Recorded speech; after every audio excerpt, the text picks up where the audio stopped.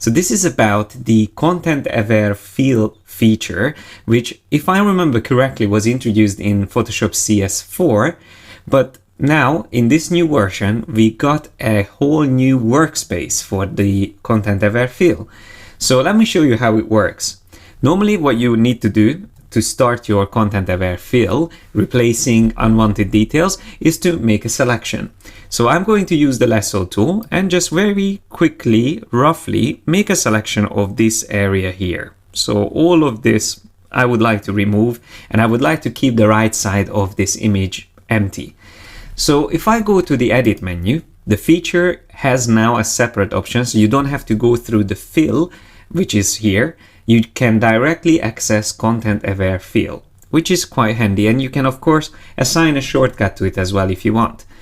If I click on this, this will open up this completely new workspace. So think of like the liquify tool or the select and mask workspace.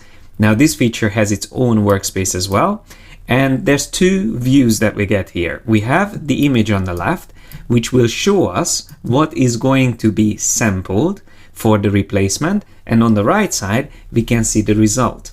We also have a zoom option here at the bottom, and of course we can pan around and move the image or the preview window. But what you will see straight away, and this is something that we have usually an issue with, is that we get the automatic fill, this content-aware fill, filling in details that are not necessary or something that we don't want to duplicate. In this case, it used some details from the building, this barn, and it replicated it here on the right. So the area that I wanted to keep clean is actually not clean because of that. Now what you can do is to use this window here on the left side, in which you can still zoom in and out. I'm using Control minus or Command minus to zoom out and spacebar to pan around. So I can still use this window to change the sampling area. All we have to do is to switch to this tool, the sampling brush tool. B is the shortcut for it. And this tool works like any other brush, so you can increase, decrease the diameter with Control Option held down together on the keyboard, or square brackets as well you can use, or of course you can use this size option here on the top. And notice that we have plus and minus, so you can use the plus version, with which you would be able to extend the sampling area. So like this section here I can extend if I wanted to. But what's more important is that we can use the subtract mode, which will take away from the sampling area. Now keep an eye on both sides. I'm going to paint over the barn, and once I let go, look at the right side as the content-aware fill immediately updates, and now we don't see any barn showing up in the replacement area. We can turn on scale, and scale will help to identify details that are further in the distance or closer to us, and based on that it's going to refine the sampling. So you can already see that in the background now we have not the details from the very foreground, but they look more like in a distance, so it adds a perspective to the sampling, resizing the sampled areas whenever they are used further in the distance. That's really smart. We can also turn on mirror if we feel like some details in the sampling would work better reflected, and as you can see, that in this case helped to keep the edge straight.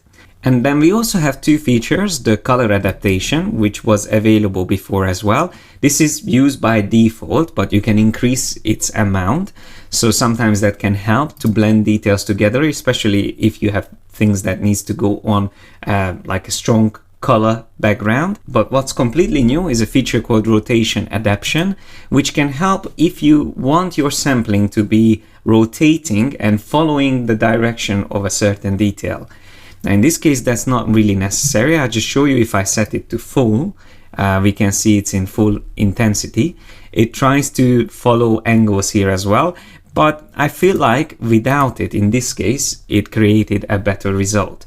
Now I could go on and refine the sampling area to get an even better result, but I think we can already see that with a little bit of help from the user, the content-aware fill now works much more efficiently and creates better results.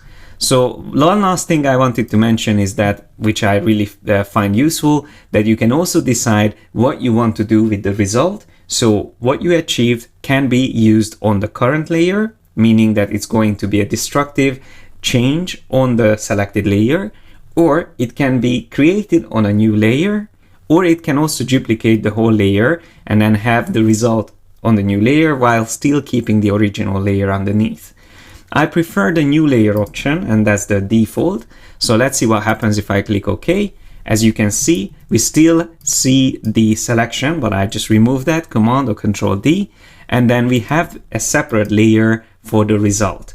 Now, I'm not saying this is a perfect result, but definitely much better than without these new options for editing the sampling area.